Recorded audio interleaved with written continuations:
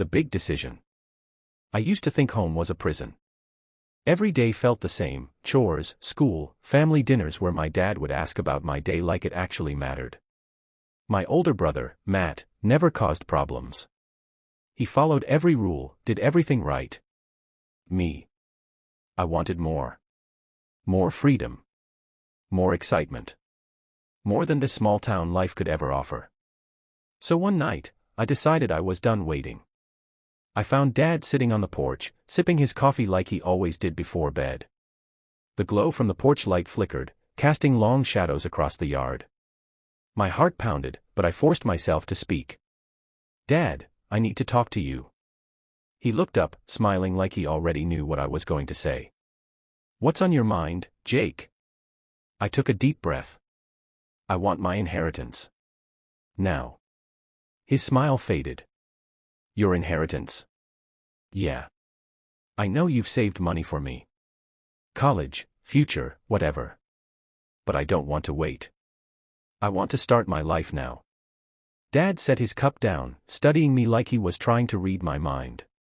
"And what kind of life are you starting?" "A real one. One where I make my own choices. I don't want to be stuck here forever." He didn't argue. Didn't raise his voice. He just nodded, like he'd already decided something. "All right," he said after a long pause. "If that's what you want." I didn't expect him to agree so easily. I thought he'd fight me on it, maybe even say no. But instead, a few days later, he handed me a check. My share of everything. Matt didn't take it well. "You're seriously letting him do this?" he shouted the night before I left. "You worked for that money, Dad. He's just gonna waste it." Dad stayed calm. "It's his choice." I stood in the doorway, arms crossed. "You're just mad because I'm not like you." "No," Matt snapped. "I'm mad because you don't appreciate what you have." I rolled my eyes. He didn't get it. No one did. A new life. The city was waiting. My real life was about to begin. The highway stretched out in front of me, endless and full of possibilities. The farther I drove, the lighter I felt. No more rules. No more chores. No more Dad watching my every move or Matt acting like he was better than me. This was my chance to prove I didn't need them. The city was everything I imagined: loud, fast, alive. Neon lights flashed from towering buildings, music blasted from clubs, and people filled the streets even though it was past midnight. I had no idea where I was going, but that was the best part. No plan, no curfew, just freedom. I checked into a hotel that first night, a fancy one. Why not? I had money now. I ordered room service, flipped through channels on the giant TV, and stretched out on the softest bed I'd ever slept in. This was the life. The next morning, I hit the mall and bought a brand new wardrobe, designer jeans, fresh sneakers, the kind of clothes that made me look like I belonged here.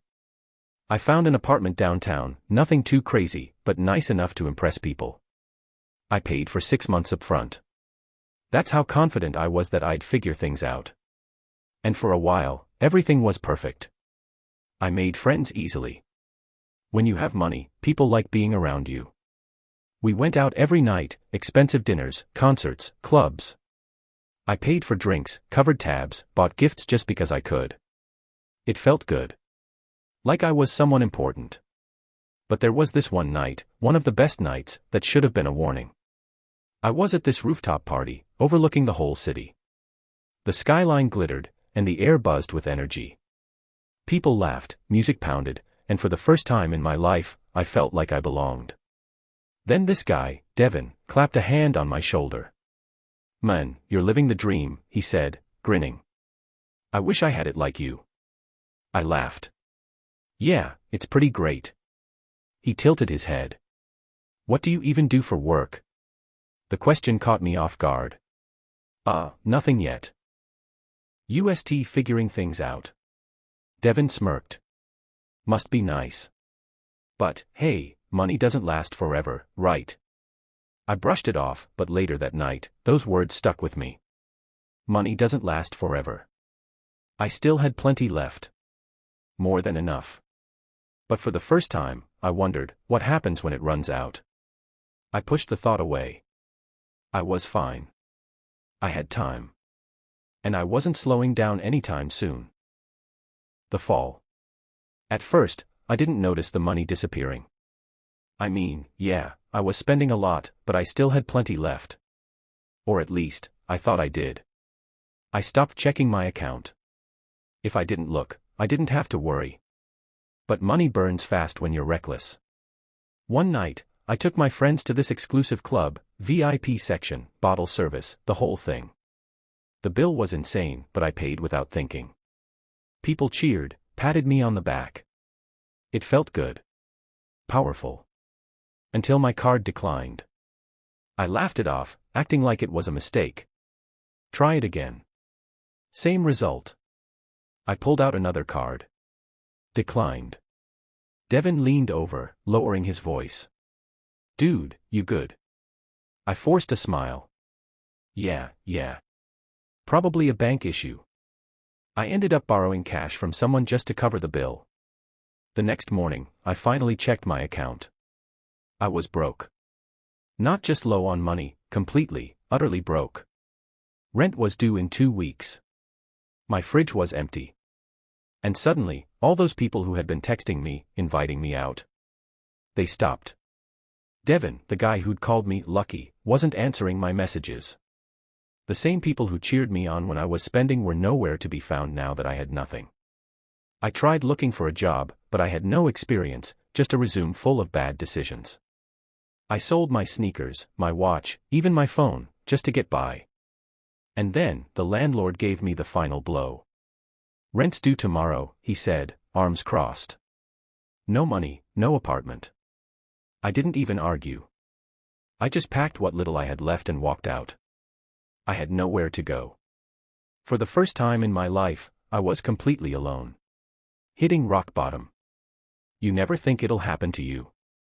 Sleeping outside, digging through trash for something to eat, feeling invisible as people pass by like you don't exist. That was stuff you saw in movies, not something that could actually happen. Not to me. But here I was. At first, I crashed on park benches or in stairwells when security wasn't watching. I told myself it was temporary, that I'd find a way out soon. But days turned into weeks. My stomach ached from hunger. My clothes, once brand new, were stained and worn. The worst part wasn't the hunger or the cold. It was the shame. One night, I passed a diner and saw a group of guys laughing at a booth.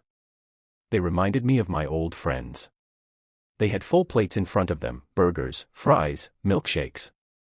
My mouth watered just looking at it. I swallowed my pride and walked inside. The cashier gave me a once-over, her smile fading. "Can I help you?" I hesitated, my face burning. Do you have any extra food? Something you were gonna throw out?" She frowned. "Sorry. We don't do that." I nodded quickly, pretending it didn't bother me, and walked out. That's when I saw the help wanted sign. I stood there for a long time, staring at it. I didn't want this. I didn't want to be scrubbing dishes, cleaning floors, begging for work. But I didn't have a choice. I walked back inside. "Is the job still open?" The manager looked me up and down. He sighed. "You ever worked in a kitchen before?" I shook my head. "Well, if you're willing to do the dirty work, I could use the help." And just like that, I had a job. It wasn't much, minimum wage, long hours, grease burns on my hands, but at least I could eat. But every night, as I lay on the cold floor of the diner's storage room, the only place the manager let me sleep, I thought about home. I thought about my dad. And for the first time, I wondered, would he even take me back? The journey home. I held my phone for a long time before I finally dialed the number. It rang. Once. Twice. Then, "The number you are trying to reach is no longer in service." I stared at the screen. No way. I tried again. Same result. My phone had been shut off weeks ago when I couldn't pay the bill. I had borrowed this one from a guy at work, thinking I could just call home, say I was coming back, and maybe, just maybe, Dad would let me. But now. I had no way to reach him. I had two choices: stay here, struggling, or go home and hope Dad didn't slam the door in my face. I chose home. The walk of shame. The bus ticket took nearly everything I had left. The ride was long, hours of staring out the window, dreading what waited for me. What if Dad was done with me? What if Matt was right, and I had ruined everything? I played out every possible reaction in my head. Maybe Dad would yell. Maybe he'd make me work to pay him back. Maybe he'd just shake his head, disappointed, and tell me I wasn't his son anymore. That last thought nearly made me stay on the bus. But when my stop came, I stepped off anyway. I walked the last mile home. Every step felt heavier. My clothes were filthy, my shoes had holes, and I smelled like grease and sweat. I looked nothing like the guy who had left with a pocket full of money and an ego to match.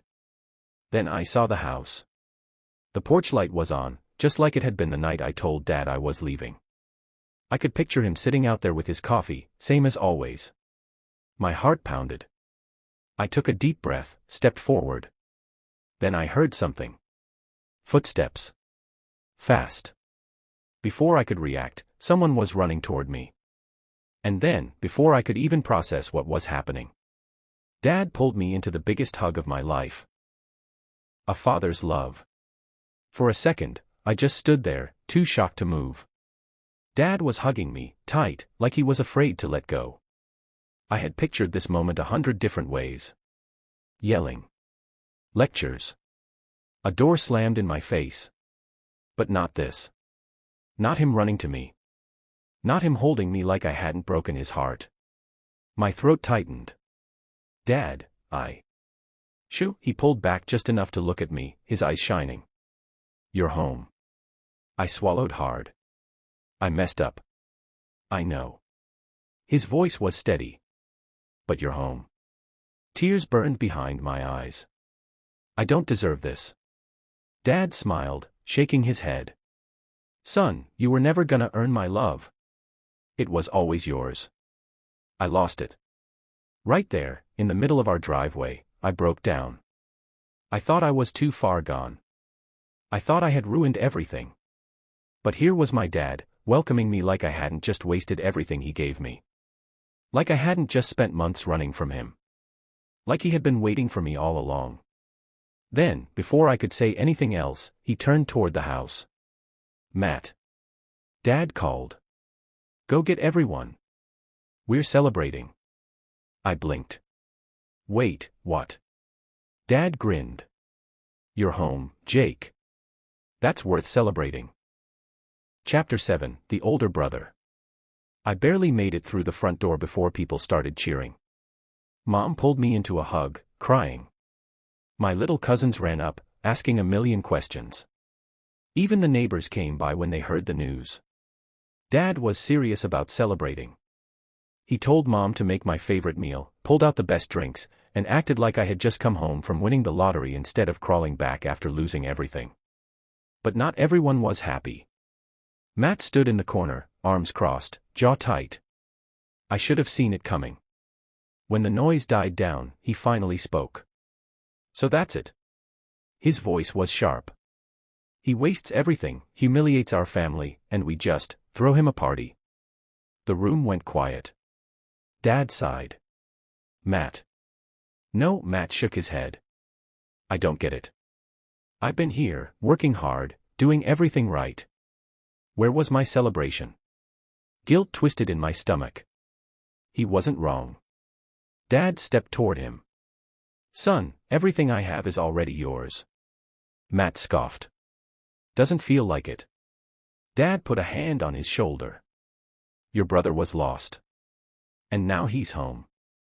That's worth celebrating. Matt's face stayed hard, but I saw the hurt underneath. And for the first time, I wondered if my leaving had broken more than just Dad's heart. I took a deep breath. Matt. I don't deserve this. I know that. And I know you're mad. But my voice caught. I'm really sorry. His eyes flicked to mine. For a second, he didn't say anything. Then, finally, he sighed. Yeah. Okay. It wasn't everything. But it was a start. The lesson. Later that night, after the celebration died down, I sat on the porch with Dad. Just like old times.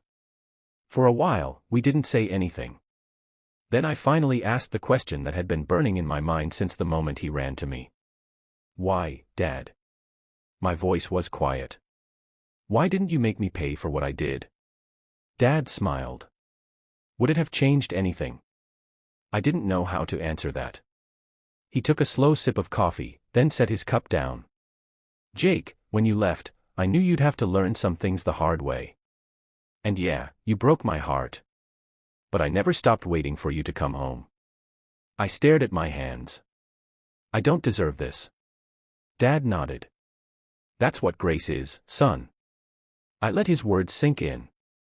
For so long, I thought love had to be earned. That if I messed up bad enough, I could lose it forever. But I had been wrong. Dad never stopped loving me. Even when I ran. Even when I wasted everything. Even when I was at my worst. I took a deep breath. Thanks, Dad. He patted my shoulder. Welcome home, son. And for the first time in a long time, I actually felt home.